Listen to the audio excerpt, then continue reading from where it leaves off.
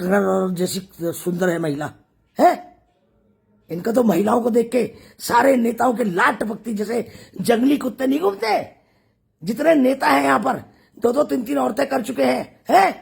इतने नेता हैं यहाँ पर, चाहे पुराने भाजपा के हो, चाहे नए हो, चाहे कांग्रेस के हो। कुछ लोग वो जंगली कुत्ते नहीं घूमते। एक जंगली कुत्ते, एक कुतिया आ जाए तो लर लर लर लर लर लर लर लर इनकी जीभ लपलपाने लगती है। शर्म नहीं आती है। बहन बेटियां नहीं इनके घर में। बहुत दुख की बात है, बहुत दुख की बात है। इस तरह से उत्तराखंड की बेटियों पर किसी ने आंख रखी, आंख निकाल दूंगी उसकी मैं, आंख। और इसके साथ कहना चाहती हूं धामी भाई को संज्ञान में लो और तत्काल प्रभाव से वो गट्टू मट्टू सट्टू जो तुम्हारा है, जो दुष्यंत गौतम का नाम ले रहा है तुम्हारा, और इनको सबको कस्टडी में लो। इनके पास जो जो सबूत है इनको उसकी जांच हो, जितने सबूत है, चाहे उर्मिला हो। क्या इन औरतों ने गलती हमारी है भाई। हम सुरेश राठौर जैसे को विधायक बना के भेजते हैं, हम आरती गौड़ जैसे को जिला पंचायत बना के भेजते हैं।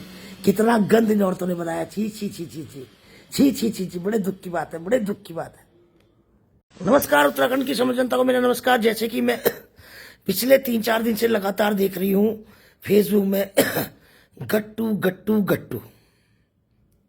ये कौन है? ये गट्टू, ये कौन है भाजपा का गट्टू? इस गट्टू को समर्थन कौन कौन कर रहा है, कौन कौन छुपा रहा है? जैसे कि हरिद्वार के सुरेश राठौर की अपने आप को धर्मपत्नी कहने वाली उर्मिला ने जिस तरीके से वीडियो डाले हैं, जिस तरह से सुरेश राठौर की आवाज वीडियो कॉल में सुनाई दे रही है और वॉइस कॉल में सुनाई दे रही है, तो मैं चाहती हूं कि इसकी जांच हो और सबसे पहले इन सबको कस्टडी में लिया जाए। आरती गौड़ को भी, उर्मिला को भी और सुरेश राठौर को भी। और हम सबको, उत्तराखंड के महिलाओं, उत्तराखंड के लोगों की तरफ से मेरा अनुरोध है मुख्यमंत्री धामी से, अगर जरा सी भी शर्म नहीं आज बची है भाई, जरा सी भी उत्तराखंड के, इसीलिए मैं कहती हूँ कि आप उत्तराखंड के विरोधी हो, उत्तराखंड का दुश्मन बताती हूँ मैं इसलिए, क्योंकि आप लोगों ने सीबीआई जांच इसलिए नहीं कराई। क्यों? क्योंकि आपको अपने वीआईपी को बचाना है। अब वीआईपी नहीं बच पाएगा, अब वो भी नहीं बचेगा जो वीआईपी को बचाएगा। इस उत्तराखंड के लोग अब आपको सड़क पर पिटेंगे, सड़क पर। और मैं कहना चाहती हूँ तत्काल प्रभाव से इसको संज्ञान में लिया जाए और इसकी दोबारा से एसआईटी जांच हो। और मैं कहती हूँ धामी से इसकी सीबीआई जांच हो। अब किस गट्टू को छुपाओगे, कहां तक छुपाओगे?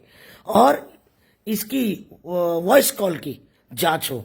सबसे पहले इन सबको कस्टडी में लिया जाए जिनके पास साक्ष्य है, और साथ में इनसे जवाब तलब किया जाए। और साथ में मैं ये कहना चाहती हूँ, इतना गंदा तुम लोगों ने इस प्रदेश को कर दिया भाई। सुरेश राठौर, आरती गौड़, उर्मिला, क्या तुम लोगों ने गंद फैला दिया भाई। हमारे उत्तराखंड देवभूमि का नाश कर दिया। कितने गंदे गंदे अभद्र भाषा का इस्तेमाल तुम लोग कर रहे हो। जरा सी भी शर्म नहीं है भाई, जरा सी भी। हमें कहाँ जाए हम, हमारे लिए कोई जगह नहीं बची, कहाँ डूब मरे हम, हैं? हम इतने शर्मिंदा हैं। पूरा प्रदेश को तुमने कितना गंदा कर दिया, कितना गंदा तुमने कर दिया है। अब से पहले, कुछ समय पहले मैंने अजय एसएसपी था जब हरिद्वार, मेरे बोर्ड से बढ़कर किसी एक शर्मा का मुझे फोन आया कि मेरी बीवी को फरीदाबाद से 6 महिलाओं को लेके आए हैं हरिद्वार में, मोतीचूर के पीछे।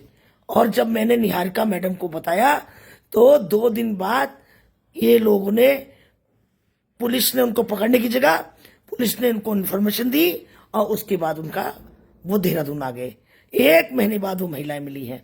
इस उत्तराखंड में जो धंधा हो रहा है, तुमने बैंकॉक भी फेल कर दिया भाई, बैंकॉक।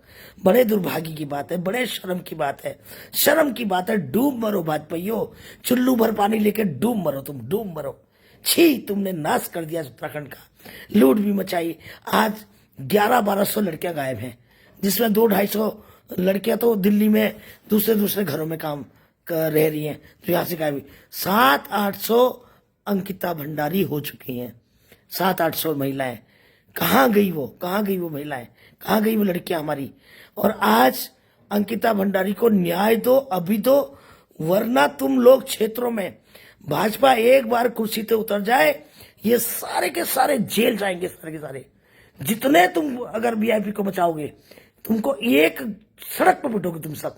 इसलिए मैं कहना चाहती हूँ धामी भाई, तत्काल प्रभाव से इसकी जांच करो, इस पर बयान दो। इस पर भट्ट जी का मुंह क्यों सिला हुआ है, अजय भट्ट का मुंह क्यों सिला हुआ है, निशंक का मुंह क्यों सिला हुआ है, और त्रिवेंद्र सिंह रावत जी का मुंह क्यों सिला हुआ है।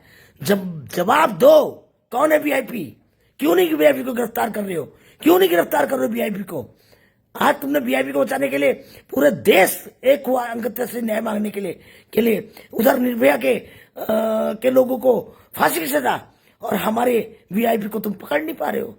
अरे भाजपाइयों, तुम्हें इस जन्म में तो तुम्हारा भला होना नहीं, कि तुम्हारा 7 जन्म तक भला नहीं होगा। अगर तुमने आज एक मासूम बच्ची को न्याय नहीं दिया, तो इस उत्तराखंड की देवभूमि और देवता तुम्हें छोड़ेंगे नहीं, बता रही हूं मैं। इसलिए मैं तत्काल प्रभाव से चाहती हूं इस पर जांच हो।